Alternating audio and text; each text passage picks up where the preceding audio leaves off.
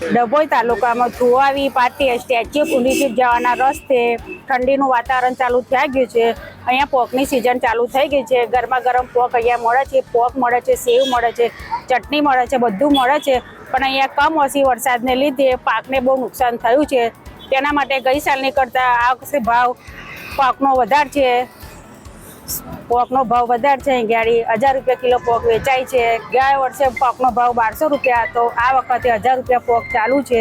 અહીંયા ગરમા ગરમ મીઠો અને તાજો પોક અહીંયા મળે છે।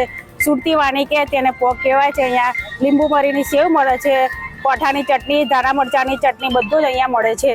ગઈ સાલ કરતાં આ વખતે છે ને કમોસમી વરસાદને લીધે આ ઓણી જે ખેડૂતે ઓરી છે એમાં બહુ જ નુકસાન થયું છે। એટલે અમને બી નુકસાન થયું છે, ખેડૂતને નુકસાન થયું છે। અમે ડુંડા ત્યાંથી કાપીને લાવીએ છીએ, અમને બી બહુ નુકસાન થયું છે। અહીં ગાડી અમારો પોક અહીંયા બધે જાય, બહોળા જાય છે, અમદાવાદ, સુરત, બધા જાત જાતના લોકો આવીને ખાય છે।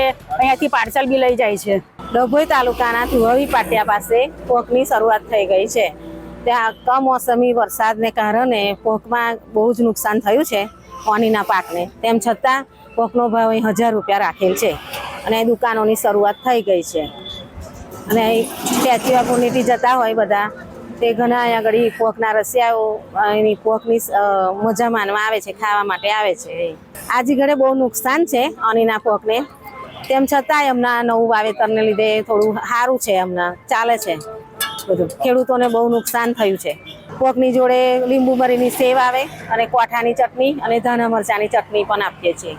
પોક તો આગ્રા છે, દિલ્હી છે, અહીંથી સુરત પણ અહીંથી લેવા માટે સુરતના લોકો પણ અહીંથી લઈ જાય છે પોક।